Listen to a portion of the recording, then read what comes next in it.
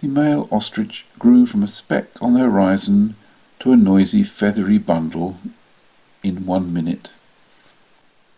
The Evenk tribesman, known to the brigade as Uv, had just turned into the forest when he heard the crash of undergrowth behind him. The male ostrich was nearly upon him. He instinctively jumped up the nearest tree, basket under his arm. He shinned up the birch until he got a footing 3 meters up. The ostrich let loose a loud grunt at the tree. This attracted the hen, which wanted to call back, but when it opened its beak, the polyphonic trilling resumed. The hen approached the cock, trilling disconsolately. The cock called back insistently and slid its head from side to side in puzzlement. Uv looked down, bewildered, embarrassed, and annoyed. For half an hour or so, the female let out more polyphonic trilling. The male tried calling more insistently and imaginatively, but failed. It began to lose its voice.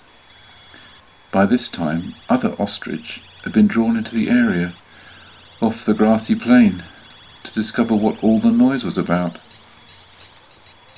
The single males amongst them joined in the calling until all they had left was a dry, rasping croak and hot air to offer. Uv knew that he could frighten them. He had a little dried reindeer moss in his pocket and a set of striking stones.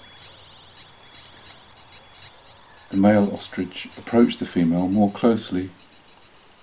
Her chosen partner very gently pecked at the lump in her throat.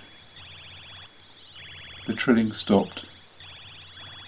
Spanish words with a Russian accent came out of the bird's beak. ¿Cómo está usted?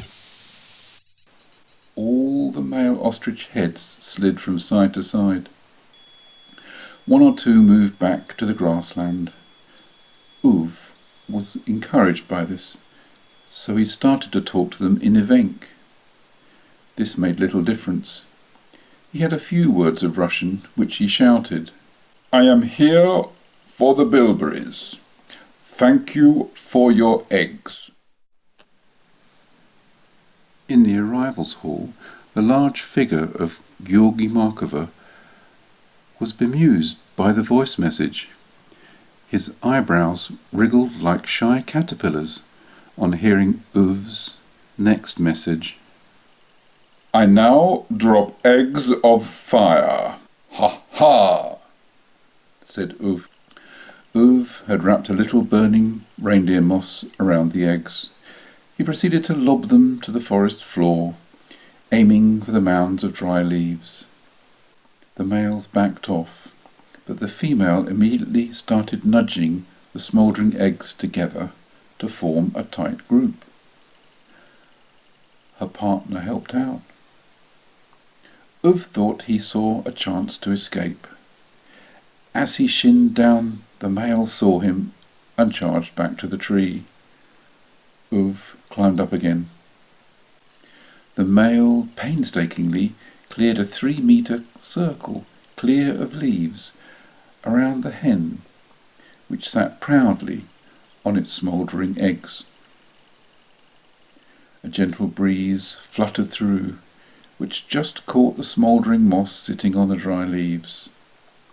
The first flame flickered briefly up the side of the hen. The feathers began to singe.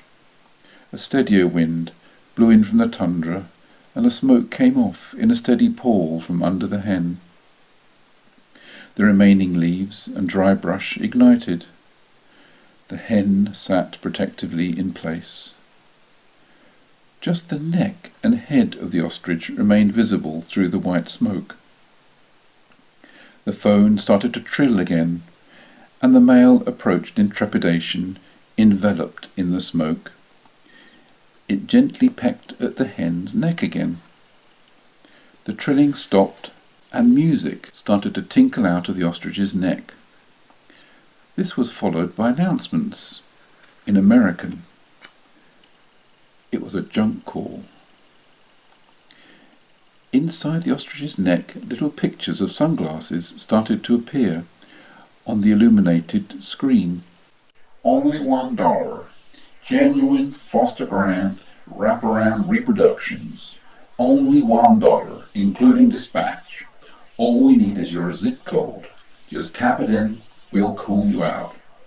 Why not send flowers? Go now, bird that talks. I must join my people, said Uv, by way of explanation. Everybody knows the bird is a word. Buy Electro Turkey Birds of Paradise this Thanksgiving. $55 including dispatch. This was followed by more music and imagery of the latest robotic pet bird life. Each species programmable to coordinate with the customer's home ambience. The rising pall of smoke had drawn the attention of the rest of the brigade deeper in the forest, who were situated in a small clearing.